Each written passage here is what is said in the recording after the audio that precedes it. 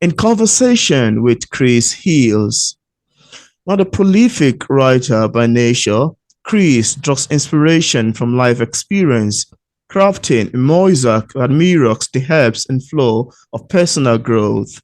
Life experience has been drawn from his background and heritage, interesting early years, a very successful employment career, the establishment of his own businesses, and the communities that he's part of.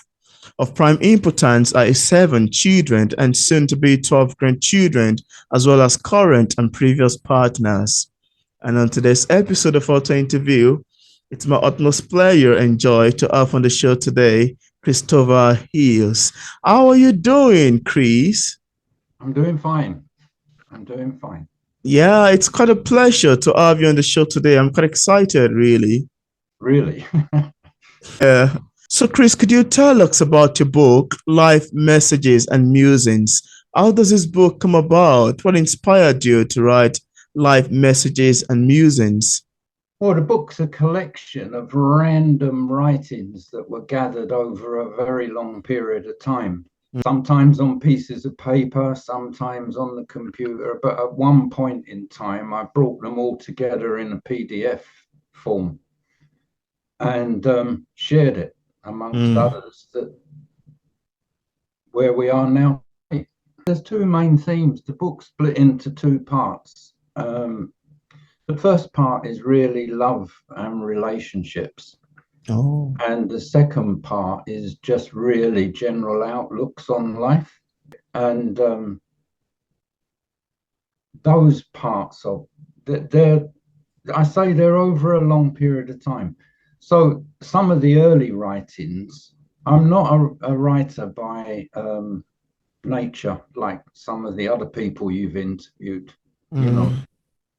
So it's in very simplistic terms that it improves as you go through the book. Yeah. I like the sound of that. Love the sound of that. And now, Chris, I'd like to ask you as a poet, in your own words, how can you define poetry? What does poetry means to you? Well, when I was being coerced into publishing my poems, that's their word, I argued that they are not poems and just random Oh, writings, even possible song lyrics in some cases. That but I can, my idea of poetry, and remember, I'm not a professional writer or anything like that. yeah. Uh, Probably fueled by my school days and a very resentful time when in 1964, a bit of politics, under a Labour government, the small specialised school that I attended, um, which was a technical school, was merged with, and they tried to do away with grammar and technical schools. So it became a comprehensive, and I was restreamed into an academic year Oh, and lost my core subjects like art, technical drawing, which I needed for my long term ambition to be a car designer. English literature was one of the subjects that I was given to replace the ones that I needed. mm, And I really didn't have much time for it. well, So we'll add a bit of humor here. Um, I was banned from English literature after submitting poetry homework well, that the teacher read out and suggested was best. But it was the lyrics to Jimi Hendrix's The Wind Cries Mary. mm, Um, I owned up to it, and that was it. I was banned from English literature after that. But even though I read a lot, and I read a lot of science fiction, oh, things like 1984, um, I think I saw poetry as just rhyming words Mm, without any further depth to it than that. wow. Wow. I love your take on this, actually. I love your take on poetry. And it's thank you for sharing your story about the English literature and the experience with that as well. Well, when you get resentful about things, mind you, I did spend a lot of time in the library for Oh, all those new courses that I was given. I was banned from all of them in the end. wow. But hey, that's life, isn't it? It is. Yeah. And it turned out fine. It didn't end up in my probably a good idea. I didn't become a car designer because it's all done by AI now. Mm, wow. Thank you for sharing this. Thank you so much. And now I'd also love to ask you, Chris, apart from live messages and musings, do you have any other works you've authored or maybe currently working on? No, I think this is the only collection. Um, I'm living my poetry now, and with my partner and my family, and as well as the other activities that I'm involved in, which is my music and beauty businesses. Mm, I don't need to write about it. I'm living it. wow. I like the fact that you mentioned that you're living your poetry. Yeah, life's like poetry, isn't it? Yeah, it is. Absolutely. Life is even poetry because most poetry are inspired by life happenings. You understand? Most Mm. poetry, or most poets actually write from experience, from what they've seen in the society, from things happening around. So poetry is life. Life is poetry. And that's one of the reasons why some people who absolutely different in terms of heritage and culture can relate to what someone else has written.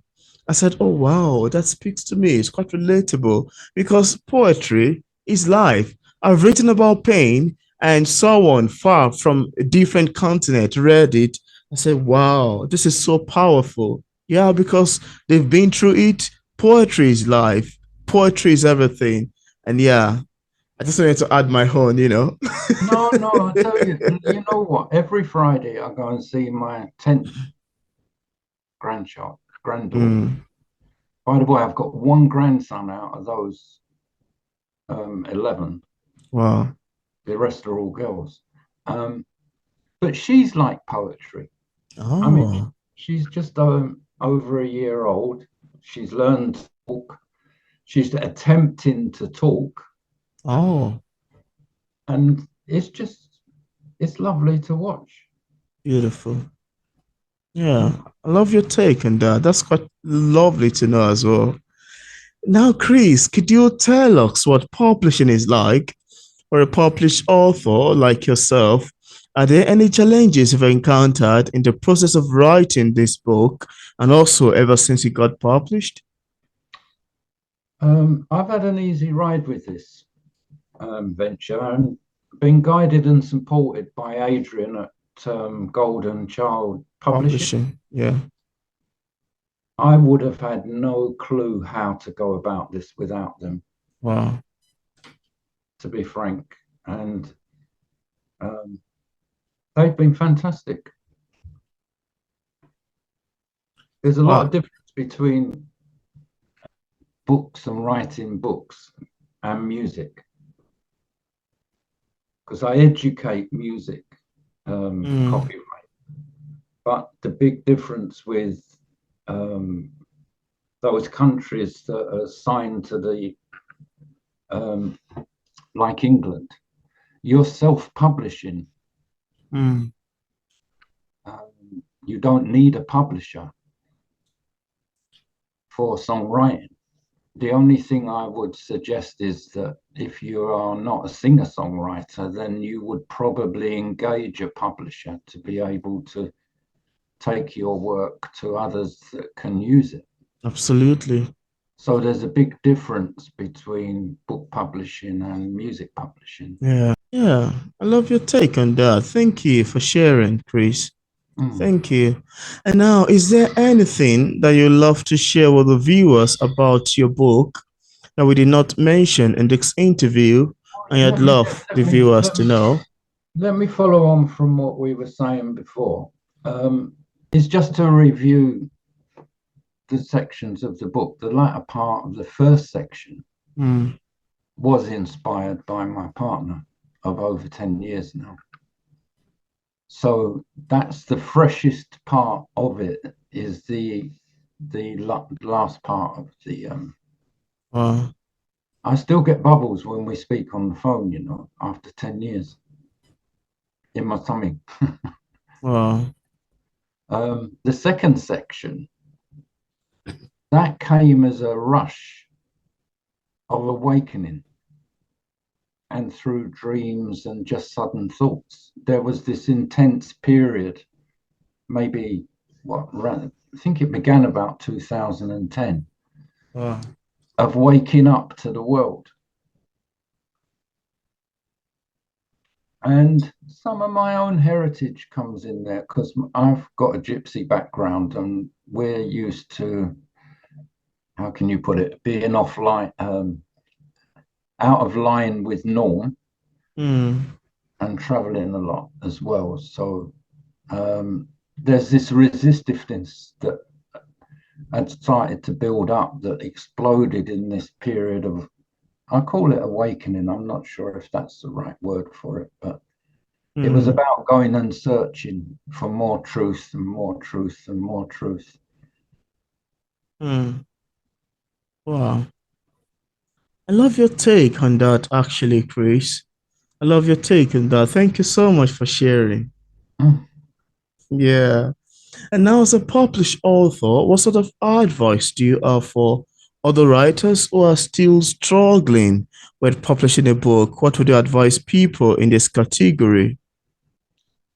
I think they need to find a good publisher that they can trust, Yeah.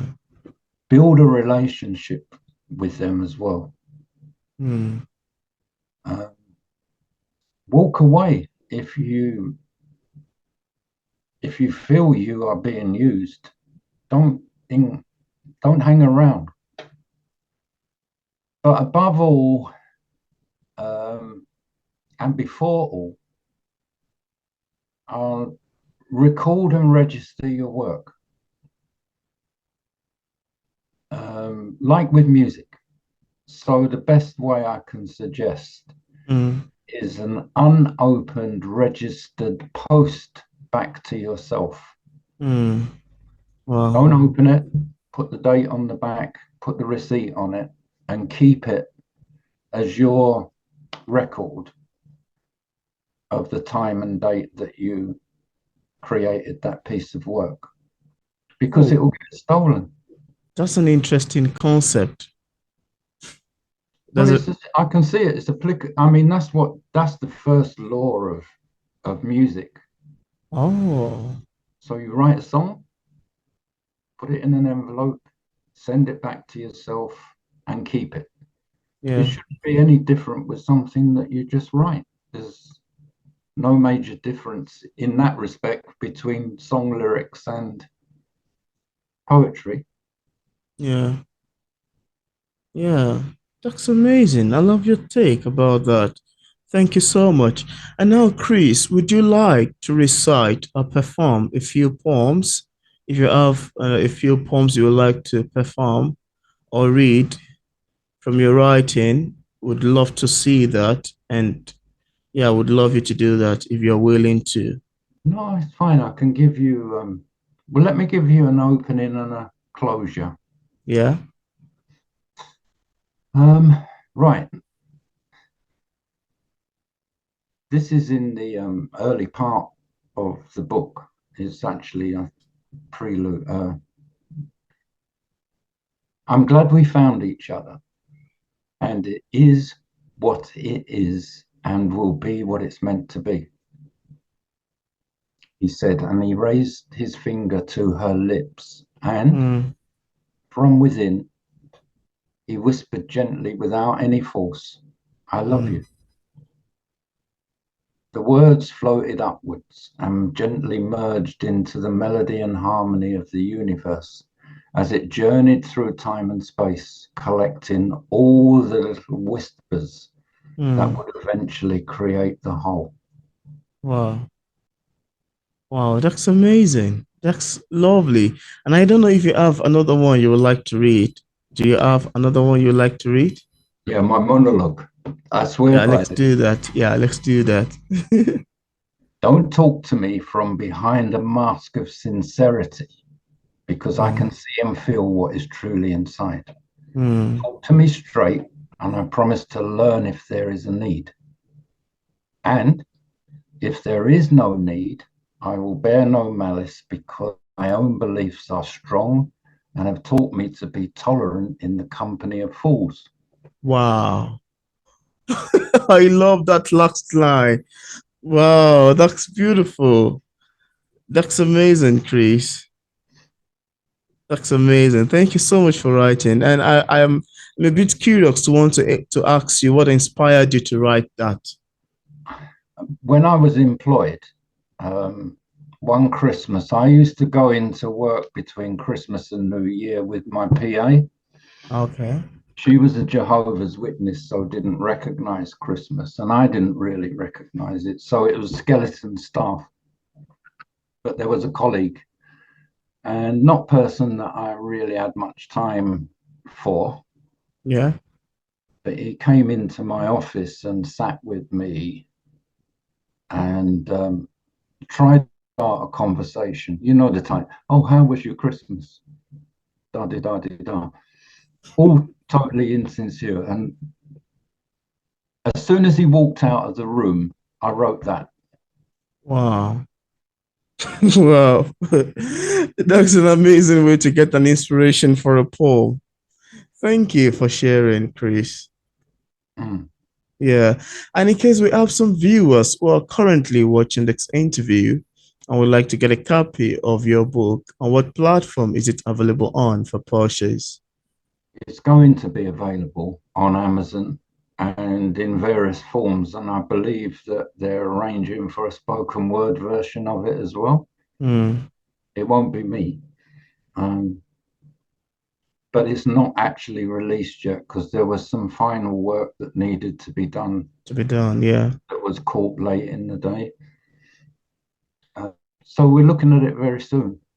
Yeah. And when it's up, I'm gonna have to leave a link in the description part of this interview where interested viewers can get a copy of Chris Hill's books directly on Amazon and also on other platform.